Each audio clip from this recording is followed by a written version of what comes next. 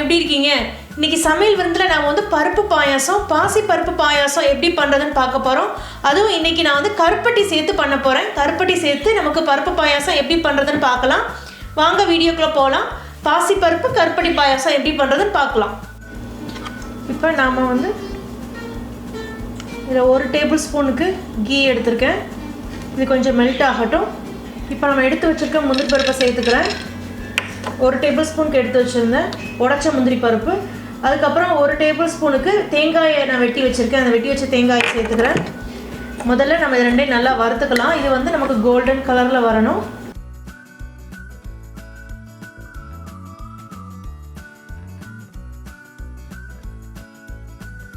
இப்போ தேங்காயும் அந்த முந்திரி பருப்பும் லைட்டாக ப்ரௌனாக ஆரம்பிச்சிருச்சு. இப்போ நான் எடுத்து வச்சுருக்க ட்ரை ஃப்ரூட்டை சேர்த்துக்கிறேன். இதையும் சேர்த்து நல்லா வதக்கணும். இது வந்து நல்லா சூடாக இருக்கும்போது தான் சேர்க்கணும். அப்போ தான் நல்லா பஃப்னு நமக்கு வரும். ரொம்ப நேரம் இது வதக்கணும் அவசியம் கிடையாது. போட்ட உடனே நல்லா நெய் சூடாக இருக்கனால டக்குன்னு உப்பிட்டு வந்துடும். நம்ம எடுத்துடலாம். இப்போ நம்ம இதை எடுத்துடலாம். இப்போ நமக்கு ரெடி ஆயிடுச்சு. இப்போ நம்ம பருப்பு வறுக்க ஆரம்பிச்சிடலாம்.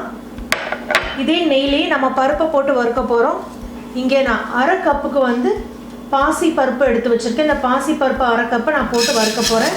இது லைட்டாக நமக்கு வந்து இந்த நெய்யிலே தான் நம்ம வறுக்கிறோம். லைட்டாக அந்த கோல்டன் கலர் நமக்கு வந்தால் போதும். இப்போ நான் வந்து இங்கே பாசி பருப்பை நல்லா வறுத்துட்டேன்.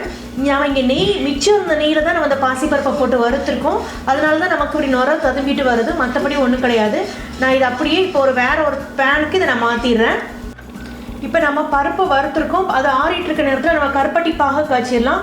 இங்கே நான் 1 கருப்பட்டி எடுத்து வச்சுருக்கேன். இந்த 1 கருப்பட்டியை நான் இதில் சேர்த்துக்கிறேன். சேர்த்ததுக்கப்புறம் இங்கே நான் 1/2 கப்பு தண்ணி எடுத்து வச்சுருக்கேன். அந்த தண்ணியை ஊற்றுறேன். இந்த கருப்பட்டி நமக்கு பாகு காய்ச்ச வேண்டாம். இந்த கருப்பட்டி நமக்கு நல்லா கரைஞ்சா போதும். இது கரைஞ்சதுக்கப்புறம் நம்ம இதை வடிகட்டி எடுக்க போகிறோம். இது கரையிற வரைக்கும் நம்ம கொஞ்சம் வெயிட் பண்ணலாம்.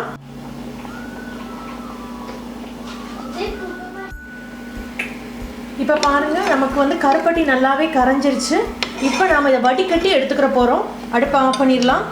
இப்போ நான் பருப்பை வந்து அவிய வைக்க போகிறேன். பருப்பு நல்லாவே ஆறிடுச்சு. நம்ம வறுத்த பருப்பு. இதில் நான் வந்து 1 கப்புக்கு தண்ணி சேர்க்குறேன்.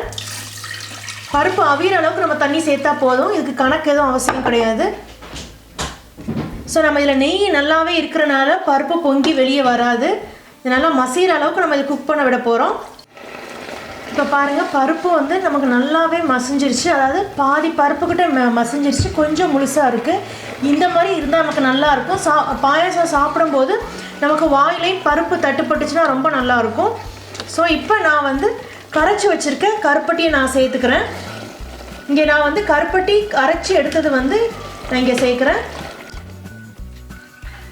கருப்பட்டி சேர்த்ததுக்கப்புறம் நல்லா மிக்ஸ் பண்ணுங்கள். ஸோ கருப்பட்டி சேர்த்ததுக்கப்புறம் இது லைட்டாக கொதிக்க வரட்டும். அதுக்கப்புறம் நம்ம தேங்காய் பால் சேர்க்கலாம். கருப்பட்டி சேர்த்ததுக்கப்புறம் இப்போ லைட்டாக கொதி வர ஆரம்பிச்சிருக்கு. இந்த நேரத்தில் நான் எடுத்து வச்சுருக்கேன் 1 கப்பு தேங்காய் பால். அது கெட்டி தேங்காய் பால். முதல் தேங்காய் பாலாக சேர்க்குறேன். தண்ணி பாலாக சேர்த்துற வேண்டாம். தேங்காய் பால் சேர்த்துட்டு நல்லா மிக்ஸ் பண்ணுங்கள். தேங்காய் பால் சேர்த்த கொஞ்ச நேரத்துலேயே நம்ம வறுத்து வச்சுருக்க முந்திரி பருப்பு இது எல்லாத்தையுமே சேர்த்துடலாம்.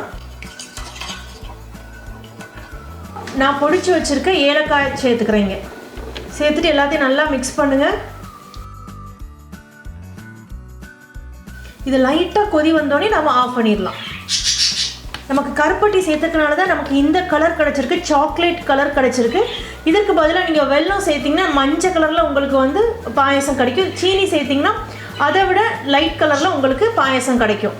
இப்போ தேங்காய் சேர்த்து நம்ம தேங்காய் பால் சேர்த்ததுக்கப்புறம் ரொம்ப நேரம் கொதிக்க விடக்கூடாது. இப்போ லைட்டாக கொதி வர ஆரம்பிச்சிருச்சுங்க பாருங்கள்.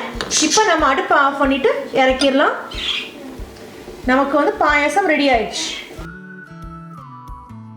இப்போ நமக்கு ரொம்ப டேஸ்டியான கருப்பட்டி பருப்பு பாயசம் ரெடி ஆயிடுச்சு. நல்லா நெய் வாசனையும் வருது, தேங்காய் பால் வாசனையுமே வருது. நீங்களும் ட்ரை பண்ணி பாருங்கள். இந்த பருப்பு பாயசம் நேராக நல்லா கெட்டியாகும். அதனால தான் நம்ம நல்லா தேங்காய் பாலும் சேர்த்துருக்கோம், கருப்பட்டி தண்ணியும் சேர்த்துருக்கோம். ட்ரை பண்ணி பார்த்துட்டு உங்கள் கமெண்ட்ஸை சமையல் விருந்தில் போஸ்ட் பண்ணுங்கள். இந்த வீடியோ உங்களுக்கு பிடிச்சிருந்தா சமையல் விருந்து சேனலை லைக் பண்ணுங்கள், ஷேர் பண்ணுங்கள். கூடவே பெல் சிம்பலை நீங்கள் கிளிக் பண்ணிட்டீங்கன்னா அப்டேட் பண்ணுற வீடியோஸ் உடனே பார்க்கலாம். நம்ம இன்னொரு வீடியோவில் சந்திக்கலாம். நன்றி, வணக்கம்.